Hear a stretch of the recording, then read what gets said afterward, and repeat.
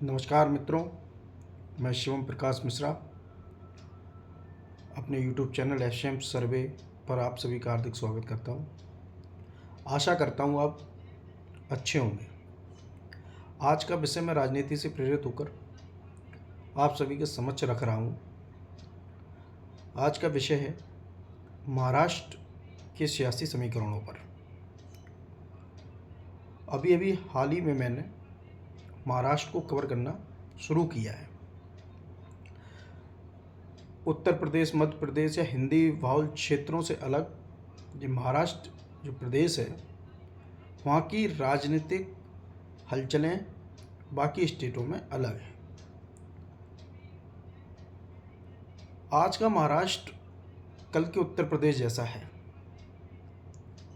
कल का उत्तर प्रदेश में 4 पार्टियां चुनाव लड़ती थी: Samajwadi party, Bahujan Samaj party, Bharatiya Janata party और कांग्रेस पार्टी।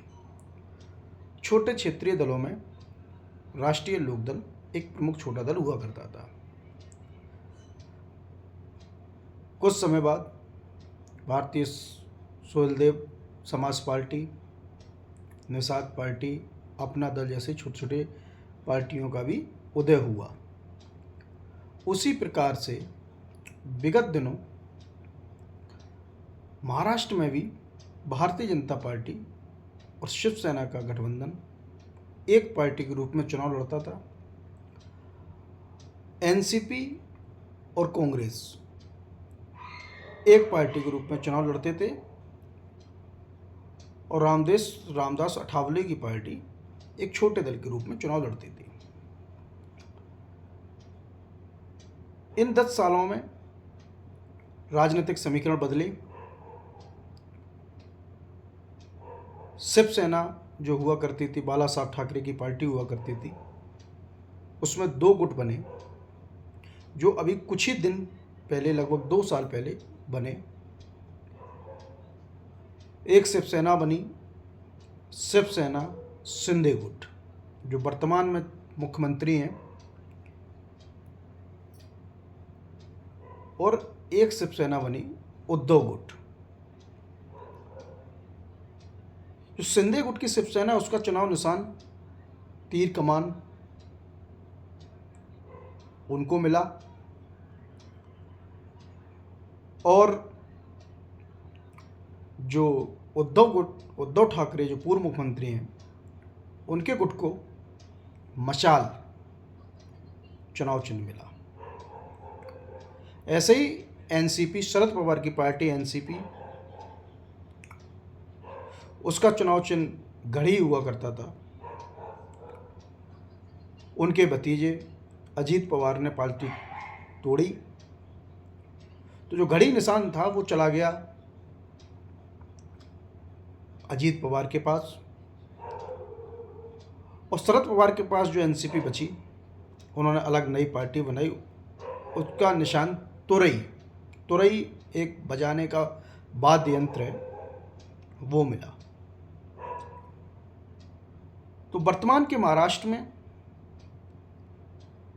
जो 4 पार्टी हैं, शिवसेना और बीजेपी और एनसीपी और कांग्रेस, 4 पार्टियां चुनाव लड़ती थी, जो मिलकर लड़ती थी, जो एक तरह से एक गठबंधन शिवसेना और भारतीय जनता पार्टी का हुआ करता था और दूसरा गठबंधन एनसीपी और कांग्रेस का हुआ करता था। अब जो पार्टियां टूटी, शिवसेना 2 बनी, एनसीपी 2 बने, भारतीय जनता पार्टी 1,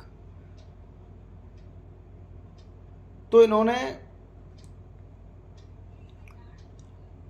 शिवसेना, कांग्रेस और एनसीपी ने मिलके एक गठबंधन बनाया। उसका नाम रखा महाविकास अघाड़ी। ये एक महाराष्ट्र नाम है, तो उसका हिंदी वर्जन होता है महाराष्ट्र के विकास करने वाला गठबंधन। और बीजेपी विपक्ष में रही। कुछ समय पश्चात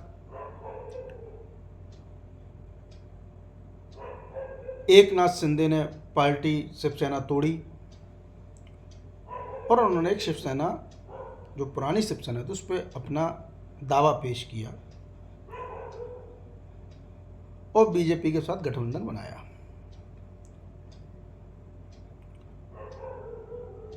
तो अब वर्तमान स्थिति में क्या है, महाराष्ट्र में एक वोट बैंक मराठा स्मिता पे चुनाव होता है। मराठाओं के नेता शरद पवार माने जाते हैं।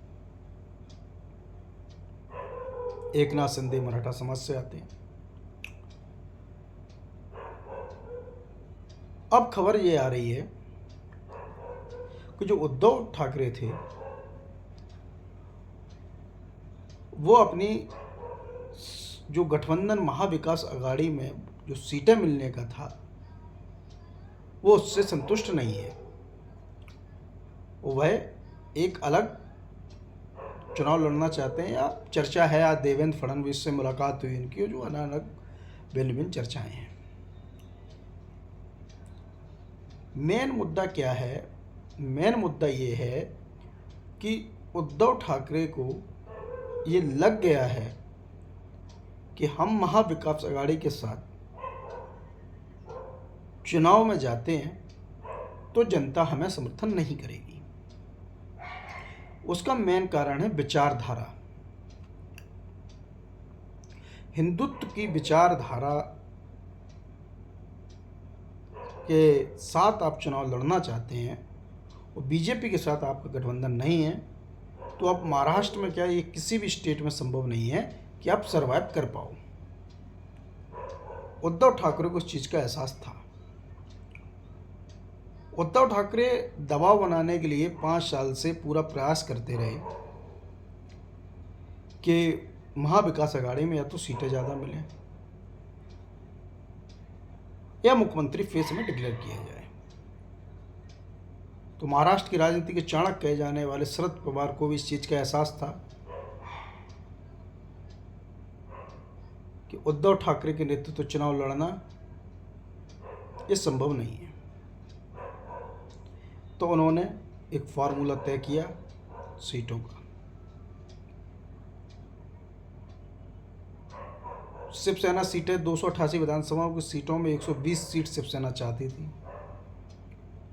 उद्धव ठाकरे ने किया कि 100 और 88 100 सीट पे शिवसेना लड़ेगी, 100 सीट पे एनसीपी शरद पवार गुट लड़ेगा और बची 88 सीटों पे कांग्रेस लड़ेगी। कांग्रेस की स्थिति यह है, कांग्रेस के पास खोने को किसी भी स्टेट में कुछ है नहीं, जो कुछ है पाने के लिए है। तो उनकी तरफ से कोई प्रतिक्रिया आई नहीं, वो गठबंधन में सम्मिलित रहे। उद्धव ठाकरे जी को 100 सीटों पर संतुष्ट होना असंभव लगा। उन्हें लगा कि हम इतनी ज़्यादा सीटों पे नहीं जीत सकते हैं। तो उन्होंने अपने पुराने पैंतरे जो उनके हैं, मीटिंगों में ना जाना, देवेंद्र फडणवीस से मुलाकात करना, जबकि ऐसा कुछ है नहीं। शिवसेना उद्धव गुट का गठबंधन राजनीति में वर्तमान स्थिति में इस चुनाव में भारतीय जनता पार्टी से नहीं होना, क्योंकि इस चीज़ को भारतीय जनता पार्टी भी जानती है कि उनके अगेंस्ट में, उनके विरोध में वो चुनाव लड़ रहे थे और उन्होंने इतनी सफलता पाई। लेकिन ये कांग्रेस एनसीपी को डिमोरलाइज करने के लिए एक हथकंडा है। उद्धव ठाकरे के पास जब कुछ नहीं होता है तब वो इस तरह के दबाव बनाने के तरीकों को अपनाते हैं। जब बीजेपी के साथ गठबंधन था तब भी वो इसी तरीके से दबाव बना रहे थे। आज महाविकास अघाड़ी के साथ है तब भी इसी तरीके से दबाव बना रहे हैं। अंतोगत्वा ये है कि हरियाणा चुनाव के बाद भारतीय जनता पार्टी का मोरल बहुत ऊपर है। इस मोरल के दम पे भारतीय जनता पार्टी इस चुनाव में जाने वाली है। उनके गठबंधन में सीटों का कोई बंटवारा के लिए झगड़ा नहीं है, सीधा सीधा उनका फार्मूला तय है।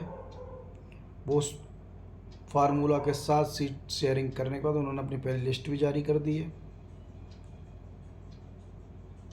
तो उनकी स्थिति क्लियर है और ये लड़ाई में लगे हुए हैं। 2019 के विधानसभा चुनाव में उद्धव ठाकरे ने बीजेपी से दबाव में देके वो सीटें मांगी जहां भारतीय जनता पार्टी आसानी से चुनाव जीत सकती थी। वहां इन्होंने अपनी राजनीतिक सूझबूझ से अपने प्रत्याशी उतारे और सारे के सारे प्रत्याशी हारे। जब सीटें बराबर बटी थीं उसके बाद भी बीजेपी को 105 सीट जीत के आए थे और उद्धव ठाकरे लगभग 60 से 65 सीट जीत के आए जानबूझ के। उद्धव ठाकरे ने पहले ही तय कर लिया था कि उन्हें चुनाव के बाद क्या करना है। वर्तमान स्थिति में महाराष्ट्र में भारतीय जनता पार्टी मेरे सर्वे के अनुसार मजबूत स्थिति में है, उनका गठबंधन मजबूत स्थिति में है।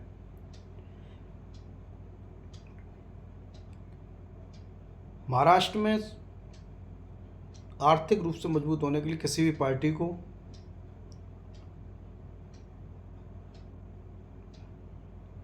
फंड की ज़रूरत होती है। भारत में सबसे ज़्यादा फंड महाराष्ट्र स्टेट के पास है।